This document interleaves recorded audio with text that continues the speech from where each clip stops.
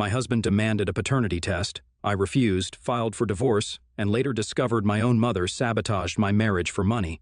So, for context, my ex-husband 30 male and I 29 female separated 6 years back, 6 months after our son was born.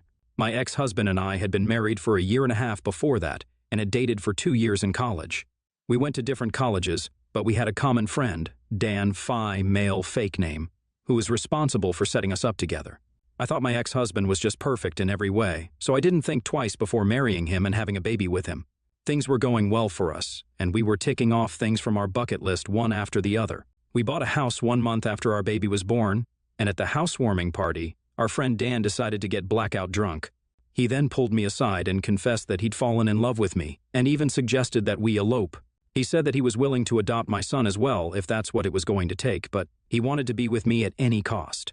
I was disgusted and repulsed by his behavior, so I immediately told my ex-husband and had him kicked out of our house. I thought that that would be the end of things, but after that, my ex-husband started acting really weird and distant. He started working late nights and would come home at odd hours, as if he was trying to spend as much time away from home as he could. He'd also started keeping his distance from our son, which was even worse. I finally confronted him about his strange behavior almost a week later, and at first he insisted that he was fine, but then he brought up what Dan had said at the party. He told me that he was finding it hard to believe that Dan and I didn't have a thing in the past because of how close we used to be. While it's true that Dan and I were really good friends back in college, we had grown apart after graduation. I was very offended that he didn't believe me, and I think it was the pregnancy hormones, but I lashed out at him for even implying that I'd been lying to him about something as sensitive as this. We ended up getting into a huge fight over that, and he demanded that we get a paternity test done for the baby to make sure it was his. Now, under usual circumstances, I don't think a paternity test is something to shy away from, and I had nothing to hide. But my ex-husband was essentially accusing me of cheating on him, even though I'd been nothing but loyal to him, and I literally had a baby with him. What more proof does a guy need? I didn't like the implications of what he was demanding and decided to end our marriage. If he couldn't trust me, then there was no point in staying together, and I didn't want to stay in an unhappy marriage. I had a son now, and I wanted him to grow up in a happy home. I didn't want to see my ex-husband at all, so I packed my stuff up that night itself and moved in with my mother. My dad had passed away from a lung disease years before my baby was born, and my mother lived by herself, so I figured that she'd be glad for the company too. She really was happy to have me over, told me I was doing the right thing, and was overall really supportive of my decision after I told her what had happened. The next day, I filed for divorce and full custody of my son. My ex-husband didn't contest either, and even terminated his parental rights. Within 6 months, the divorce was finally finalized, and that was that. I didn't hear from my ex-husband after that. I got $70,000 in the divorce settlement, which was just about enough for me to start a new life, a better one for me and my son. I resumed working a few weeks after my divorce had been finalized since my maternity leave was over anyway, and I tried my very best to work as hard as I possibly could without compromising on my time with my son. It was difficult to balance both as a newly divorced single mom, and the guilt was insane, but I powered through it all somehow. I stayed at my mother's place for the first couple of months, but then got an apartment of my own and moved in because I wanted to be independent, and also because my mom was getting old, and I didn't want to burden her by overstaying my welcome. She'd never tell me to leave herself, but I knew I had to get back on my feet somehow. So despite her protests, I still moved out and hired a full-time nanny to look after my son. That's how the first few years post my divorce worked out for me. Fast forward to 6 years later, I'm now living in a much bigger apartment and working in the same company in a higher position for a bigger paycheck. And I'm actually kind of proud of myself for achieving this now that I say it out loud. My son has everything that he could ask for, and I'm very thankful that I can provide for him. I've moved on from my failed marriage and have even gone on a few dates and had a few flings in the past couple of years. But that's about it. I haven't had any serious relationships after my divorce, despite my mother's insistence that I find a new husband and get remarried. I'm just not interested in being a wife right now and only want to focus on being a mother. It's just me and my son now, and I assume that that's the way it will be until I find someone I like and feel ready to get married again. But a few days ago, our lives were interrupted by the sudden reappearance of my ex-husband. I haven't heard from him ever since we got divorced, as I had mentioned earlier. A couple of friends had told me that he'd moved to Australia a few months after our divorce, and that was the last that I heard of him. So for him to suddenly turn up at my door was a huge surprise for me. I didn't even know he'd found me. But after overcoming the initial shock, I told him that I wasn't willing to speak to him and that he needed to leave. He said that he'd leave, but before that, he needed to apologize and explain his side of the story. I was hesitant to give him a chance, but I was also curious to know what he was here for, so I agreed to talk to him. However, I wasn't going to do it at home, especially not when my son was around. Since it happened to be the weekend, I couldn't talk to him back then, so we arranged to meet at a nearby restaurant yesterday. Yesterday, he finally talked about what had happened all those years ago, and boy, am I in a situation right now. He obviously started by apologizing to me and told me that he'd made a huge mistake. Then he said that my mother was actually the one who was responsible for our divorce. Apparently, after I told him about what Dan had said, and after he had kicked him out, she had reached out to him a few hours after the party had ended, and said a couple of things to him that I still can't wrap my head around. She was the one who told him that apparently Dan and I were a thing back in college, and she was sure of it. She'd also told him that she suspected I'd already had an affair with Dan, but now that Dan seemed to be in love with me, I was scared of breaking things off and had to resort to throwing Dan under the bus to get rid of him. My mother was the one who had fed my ex-husband all the bullcrap about me and Dan and made him doubt my loyalty, which is just insane. When I refused to agree to a paternity test, that just felt like an admission of guilt to him, and he hadn't been able to take that, which is why he left me. A few weeks ago, Dan had reached out to him on social media and sent him several screenshots of his chats with my mother, leading up to the day of the housewarming party where it all went down. My mother had promised Dan that she'd clear the way for him soon enough, and she promised him that I wouldn't be married to my husband for much longer. In return, Dan had promised to pay my mother $30,000 to make it happen for him. It was horrifying for me to realize that these chats were actually real because I knew that my mother would always sign her texts with an E, which was her first initial. So, they had to be real. It was no surprise that Dan had offered to buy my mother's help because he was a trust fund baby and was used to having his way all the time, which is what he tried to pull off here as well, but failed. As you guys know, I'm still not with Dan and haven't even spoken to him since the day he was thrown out of our party. I don't know why Dan chose to come out of the woodwork all of a sudden now, and neither does my ex-husband, but he's definitely turned my world upside down with this information. The more I thought about it, the more ridiculous it seemed, but it also added up. My mother had been uncharacteristically happy and way too supportive when I told her I was getting divorced. Even though she'd always leaned towards having conservative views, she'd also tried to talk about how she felt bad for Dan, and how that poor guy deserved another chance to make things right with me. But I'd always shut her down because I just genuinely didn't like Dan. He was fun in college, but he was an entitled man-child and definitely not my type. She'd also tried to set me up with a couple of her friends' sons after my divorce, and they'd all been the same. Corporate employees with a significant paycheck but barely any personality. I guess she wanted a rich husband for me. My ex-husband was doing well at the time, but we were nowhere near qualifying as rich. Even the house that we bought was being paid for by my in-laws, myself, and my ex-husband. It took the four of us to buy a small house in a decent neighborhood. So, we were comfortable, but we weren't wealthy, and my mother had always taught me that money matters the most.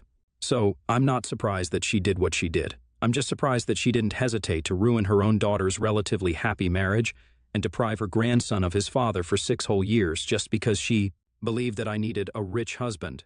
When my ex-husband showed me those screenshots and the chats between Dan and my mother, I almost fainted because of how shocked I was. After a while, I told my ex-husband that I'd talk to him later, exited the restaurant, and then drove straight to my mother's house to confront her about what I just found out. I didn't beat around the bush and got straight to the point as soon as she opened the door. She tried to deny it at first, but I could see that she was getting really flustered, and eventually, she broke down and confessed that she had indeed agreed to help Dan out all those years ago because she was in dire need of money at the time.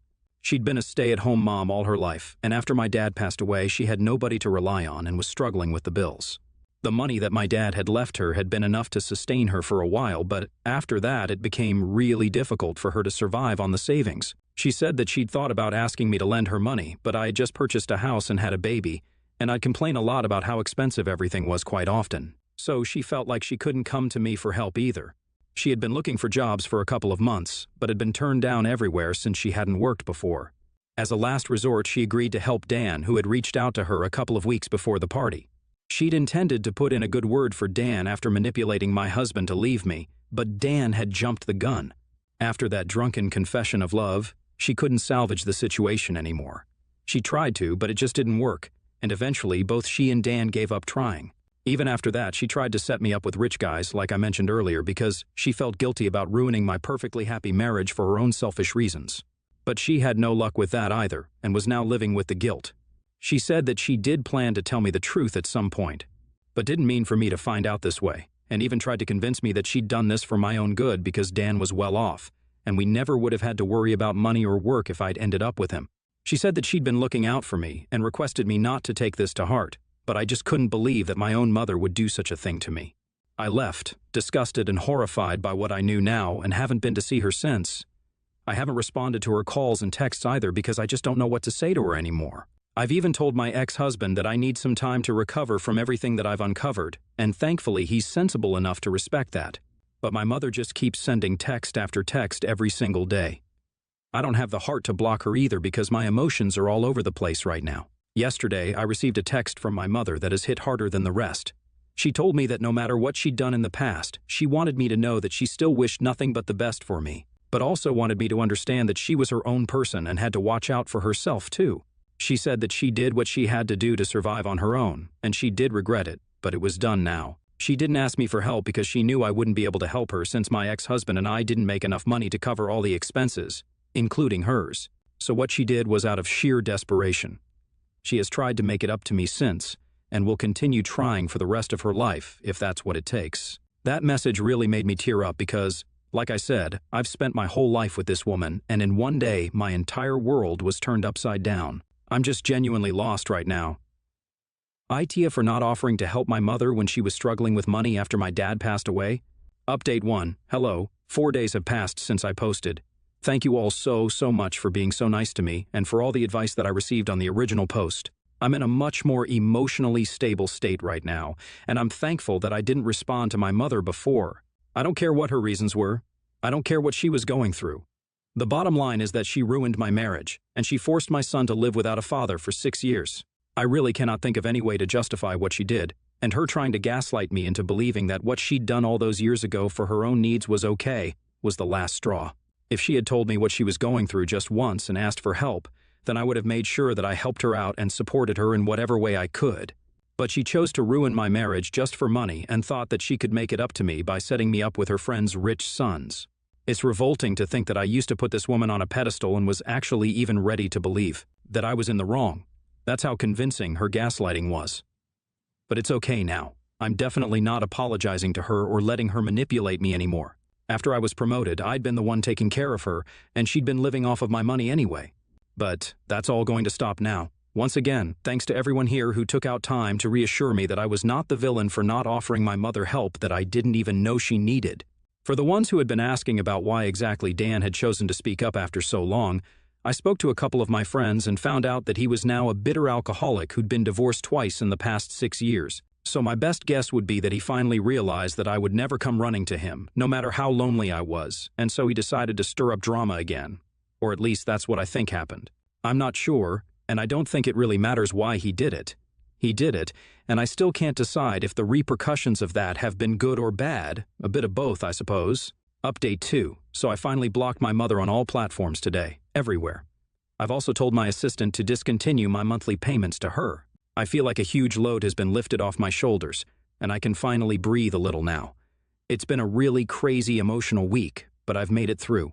My only concern right now is how I'm going to explain to my son why we're not going to visit his grandmother on the weekends anymore. I'm hoping he just doesn't bring it up at all because it'll be really hard for me if he does. I myself haven't yet fully processed the magnitude of what I've had to go through and what I've had to do, but I'll come to terms with it someday. I just don't want to put my baby through it. He's already had to go through 6 years of his life without his dad, and now he's looking at the rest of his childhood without his beloved grandma. It can't be easy, but it just has to be done. I can never go back to having a normal and cordial relationship with my mother ever, and that's something I'm absolutely sure of. As a matter of fact, I didn't even read the last couple of messages that she sent to me before I blocked her, because I knew that at this point there was nothing she could say to make me stay. I'm done, and I'm done for good. I wish my mother had loved me half as much as I'd loved her, and then maybe we wouldn't have been in this awful situation today. But she chose to do this to herself. She kept this huge secret from me for years, and then tried to gaslight me into believing that I was somehow at fault. It's just infuriating. And every time I think about it, I just find my heart breaking into 1,000 pieces over and over again. I feel betrayed and hurt and angry about what she did, but it's impossible to change the past, so I have no other option than to move on. And that's what I'm choosing to do now.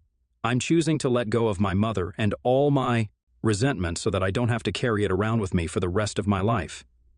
I've also started looking into therapists near me because I strongly feel like that would do me a world of good right now, and I'm in desperate need of it. Because at this stage of my career in life, I cannot afford to break down or let myself spiral into depression, so I have to prevent that, and therapy is the best way for that, I've heard. Update 3. Okay, some of you guys had been asking about what I was going to do regarding the situation with my ex-husband, and I realized I'd completely forgotten to mention it, so that was my bad. Anyway, as for my ex-husband, I did get back to him, and we discussed what we wanted to do next now that the truth was out there. Getting back together was obviously out of the question because I'm not interested in rekindling any relationship with him. My mother's interference aside, he still abandoned me, doubted me, and picked an unnecessary fight with me, which eventually led to our divorce. He admitted that he'd been an idiot, but that doesn't really change anything for me, and I personally don't want any equation with him. However, he practically begged me to let him have a shot at being a dad because he did regret not being part of his son's life for such a long time. He seemed sincere about what he was saying, and I wanted to give him the second chance that I never received from him. It wasn't because I was suddenly feeling very kind, but mostly for the sake of my son, who often asked about his father, and I have to disappoint him with my response every single time. Now that he finally has a shot at having a father, I feel like both of them deserve a chance to have a real father-son relationship. Obviously, there are restrictions that I've set and rules that my ex has to follow.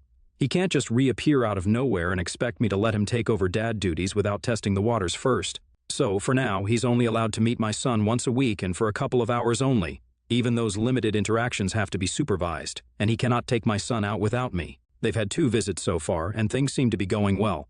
Surprisingly, my ex does get along well with my son, and within such a short time, they've built a good relationship. My son currently isn't aware of who this man is exactly, and all he knows is that he's fun to be around. But we'll phase him into the whole father thing slowly if things go well. My ex has said that he'll move back here when and if I agree to co-parent our son and let him have joint custody of him or at least visitation rights. I've told him not to get ahead of himself, but truth be told, it's nice to see them bond, and I'm thrilled for my son. I hope things go just as well for them in the future too.